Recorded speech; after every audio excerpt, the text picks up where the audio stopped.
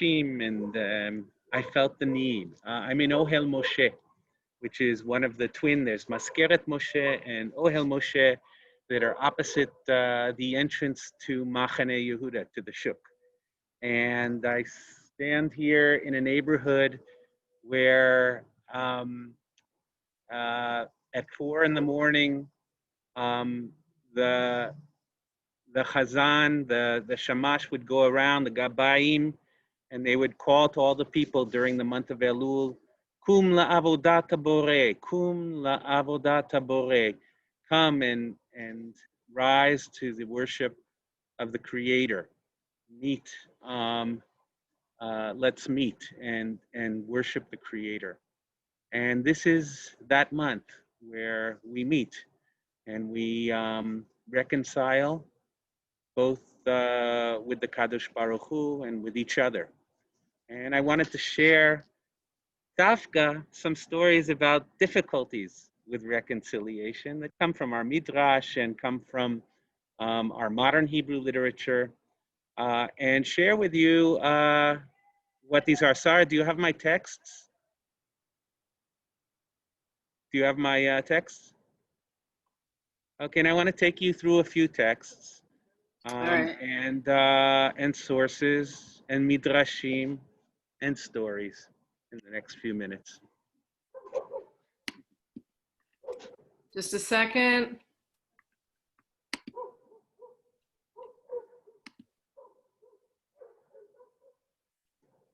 Okay.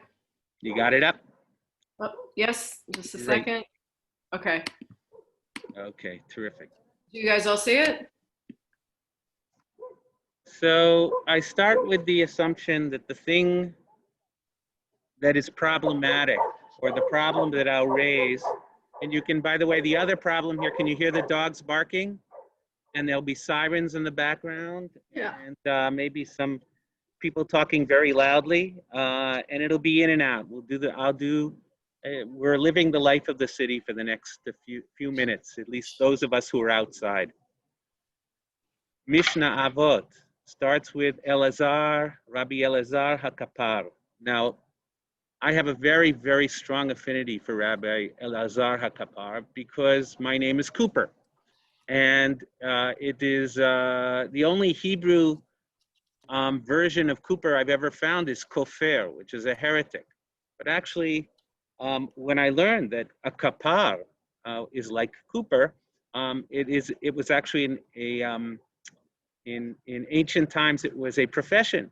It was raising capers, caper plants, the little things you put in your salad. So Elazar Kapar, like most of his contemporaries, or sometimes he's called Bar Kapara in the Talmud, was a raiser of capers. And he was also a rabbi. And that was in the days when rabbis also had professions, where Torah and Derech Eretz fit together. You couldn't have one without the other. Kemach and Torah, and the rabbi was also a worker. Rabbi Elazar Kapar says, jealousy, desire, and honor, remove one from the world. Motzi et ha'adam min ha'olam. Hakin'ah, ha'ta'ava, ha'kavod. Motzi'im et ha'adam min ha'olam. We are removed from the world. Now, which world is he talking about? This world, the next world? What removes us from our world? Why do these things, and how do they work on us to remove us? Where do they stop us from being in the world? And we all want to be in the world. This is, Rosh Hashanah is the time of Briat Olam, of the creation of the world. And our goal is to be in it, not to be outside of it. And these are the things that take us outside of us, outside of it. This is the month of Piyus, when there's no kapara on Yom Kippur without first Piyus, without first reconciliation between people. So I want to share a couple of ideas with you about this, and I'll do it via the sources and the tradition, and I'll work our way to the Agnon story. The rabbis taught, this is part of a sugya, a midrash that appears in Talmud Yoma, in the Bavli, and I'll go through it. It happened once. This is a story about Yom Kippur in the time that the temple stood, at the time when the apex of Jewish worship, of Jewish life were those moments when the Kohen Hagadol, the high priest, went into the Holy of the Holies and then would come out and pronounce the name of God. These were enormous moments. And for the Kohen Hagadol, this was his moment in the year where he truly fulfilled his mission.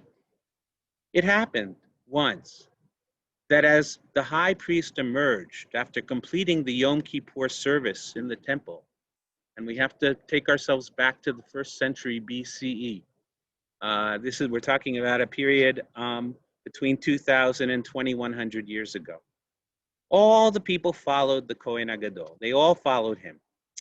But when they saw Shemaiah and Avtalion, they abandoned him and trailed after Shemaiah and Avtalion. Who are Shemaiah and Avtalion? And we learn at the beginning of Mishnah Avot that they were the teachers and the masters of Hillel and Shammai. They were the progenitors, or not the progenitors. They were the teachers and masters of rabbinic Judaism. But something else about Shemaiah and Avtalion we should know in order to understand this midrash, of course, is that they were both converts. They were Jews by choice. I think it was a lot easier to convert to Judaism back then than it is now. We can learn that also from Hillel, their student. So when the people saw Shemaiah and Avtalion, they abandoned him and trailed after Shemaiah and Avtalion. Later, Shemaiah and Avtalion went to take leave of the high priest. He said to them, "May the descendants of Gentiles go in peace. Yitnu et bnei ha'amamim v'shalom." They said to him, "The descendants of the Gentiles," referring to themselves, "who perform the work of Aaron," the first Kohen, "will go in peace. But the descendant of Aaron, who does not perform the work of Aharon, he will not go in peace." Now, what happened in this very brief midrash? What are we looking at? First of all, let's understand the dynamic. We're talking about rabbis, or the leading teachers, and the Kohen Hagadol, those who taught the people and those who atoned for the people. These are two different functions, and they stand sometimes in opposition, certainly for status in the community. But furthermore, what is it to be a Kohen?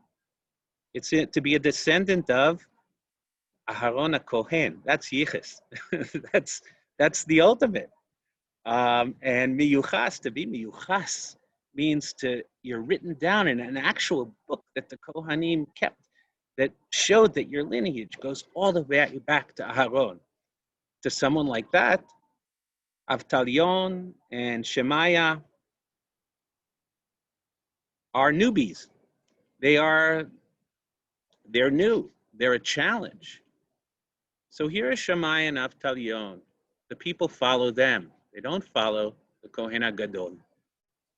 And I always ask myself two questions. One, what were Shemaiah and Avtalion doing on Har HaBayit, on Yom Kippur, which was the one day that the Kohen Hagadol, who was not always a big Talmid Chacham, and the one day that he had his moment, they appear and they steal his thunder.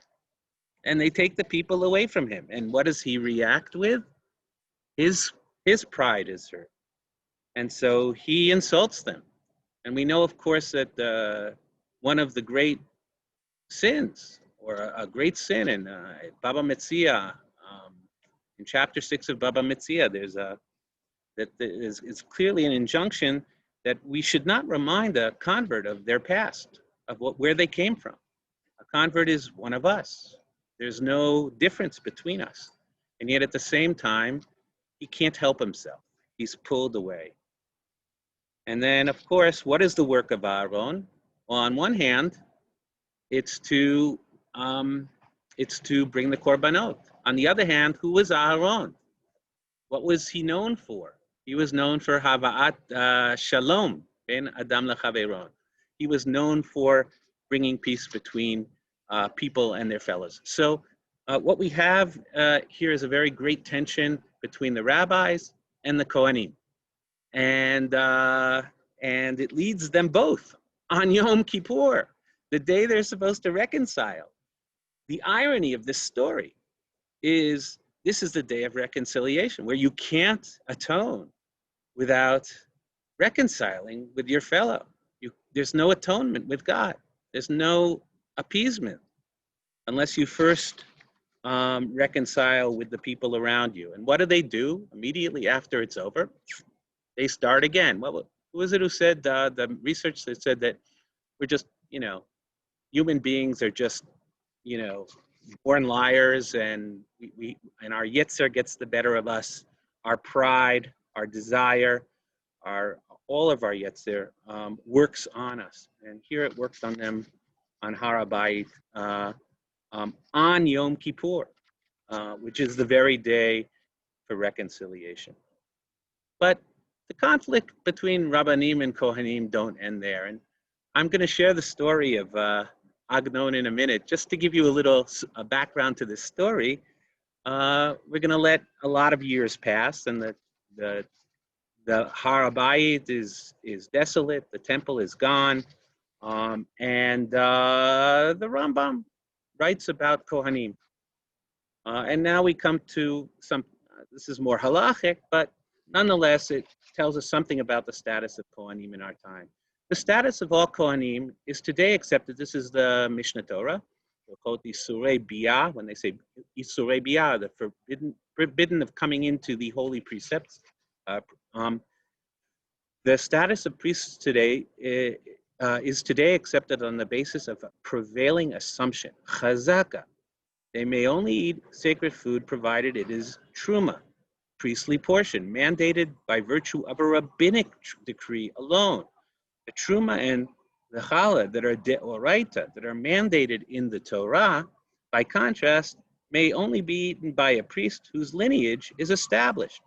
Kohen miyuchas, someone who has the actual yichus. Today, all Kohanim are just by chazaka.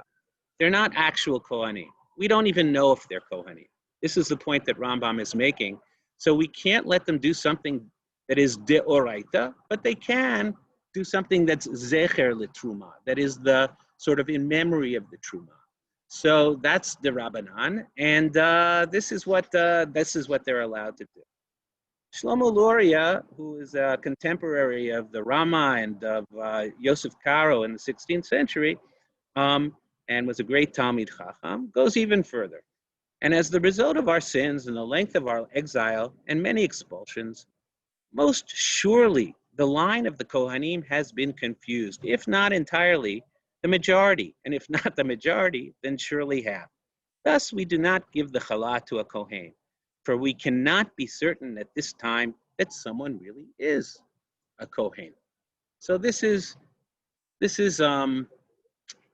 a way of leading into the story I'm going to read, but it also, I think that we saw in the Midrash the power of identity and the power of pride that's built on one's individual identity. And the Kohen HaGadol had this, and he was badly hurt, so he lashed out at the Rabbanim, and the Rabbanim lashed out back at him.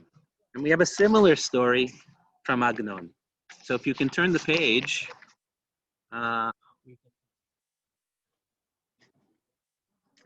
now, this was the neighborhood, probably, or in a neighborhood, one of the neighborhoods around us, built in the 1880s and 1890s, where this story takes place. It's a story of an encounter between the Chacham Bashi. The Chacham Bashi was also the Rishon LeZion. He was the Sephardic chief rabbi. The difference between the Rishon LeZion was that he was paid by Kaspei Chalukah, by the Barakila, and the Chacham Bashi was actually a Turkish official. But they were the same position, and it was the chief Sephardic rabbi. It was the preeminent rabbi of the old Yishuv in 19th century Jerusalem over 100 years ago. And the Chacham Bashi in this case was probably Yaakov Shaul Eliashar, who was a great tzaddik and Talmid Chacham, who actually lived here in the Nachlaot at the end of the 19th century and until his death early in the 20th century. So this is probably a story that relates to him and to Nehemiah Cohen, the baker, a Kohen, and that's not an accident, who lived here in the neighborhood. So I'll share with you for a second, and then you can get a feeling of this neighborhood, and I'll read. Nehemiah Cohen was a baker among the bakers of Jerusalem. All year he baked bread, and for Pesach he baked matzot for the kollel of the Sephardic community. Once during a drought year, he raised the price of his matzah. He exchanged words with the Chacham Bashi. The sage scolded him.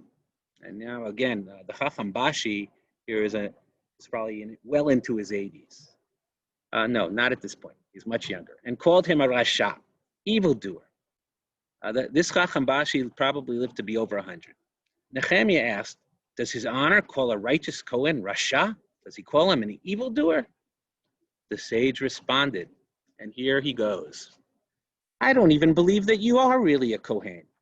When the temple was destroyed, the Kohanim ceased to perform their avodah. And since then, we do not know who is a true Kohen.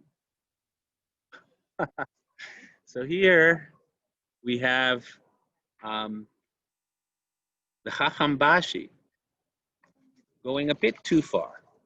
And Nehemiah responds. And he responds in the following way.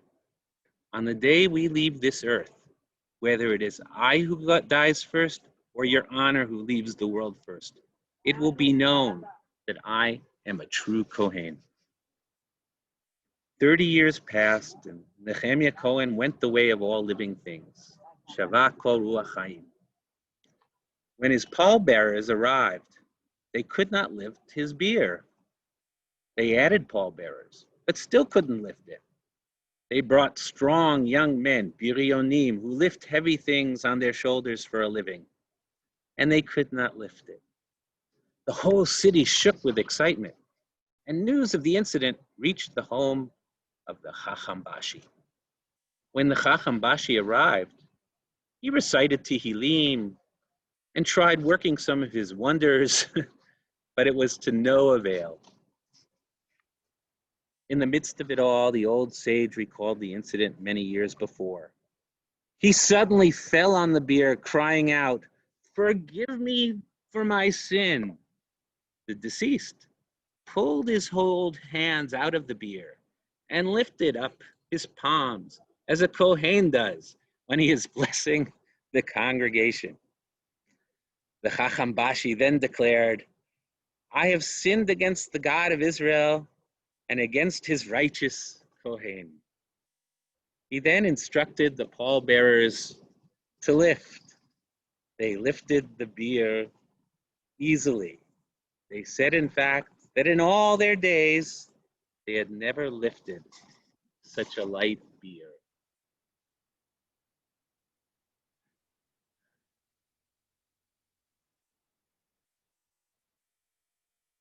These are the weeks in which we lighten our burden.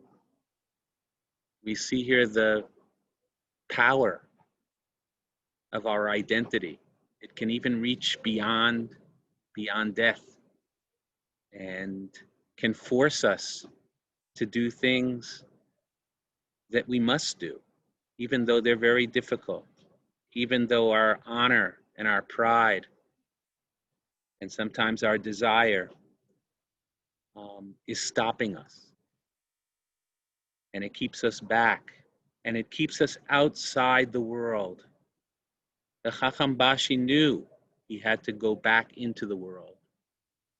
And it is by confessing in public, it's by reconciling that this is achieved. We make our way back into the world. We give it up. On Yom Kippur, we empty ourselves. We're not just emptying ourselves of food, we're emptying ourselves of our pride, of our desire, of our identities, and realizing that there is more than that. We must re-enter the world. We must learn to relate. We must lighten our being. So with that, I think I'm going to stop here. Anybody have any comments, thoughts?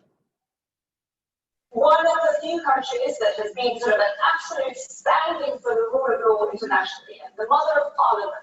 Could you imagine that a British minister would say, "Oh yeah, we're just going to violate international law"?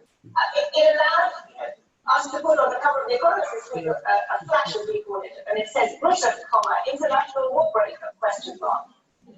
If you'd said to me even a few months ago that we would be doing that, I would have laughed. So it doesn't sound like a big deal. It may not get past this legislation, but I think the damage being done by it is already pretty large. The Europeans are saying, well, if you're going to violate what we agreed last year, how can we trust anything else we agree with you? It was reported very quickly in the Chinese press because the Chinese want to change the terms of the agreement struck in 1997 over Hong Kong unilaterally. They seem to be suggesting that Britain's doing it, why can't they too? I think this will cause weavers or has our power in the world. Just as we left the European Union, we want to be global Britain and try all kinds of trade deals. Our power in the world. I'm not sure who's speaking, but I know that our power in the world is not found in our egos. We're told all the time, one of the big mistakes, or what politicians never do, and they're told not to do, is to admit a mistake. That shows weakness. And I think that what we're seeing here is that it is that ability. A comprehensive national strategy. The losing. Hi, Sarah. Giving a lecture. I think we have to mute everybody. Background noise. No, I think the background.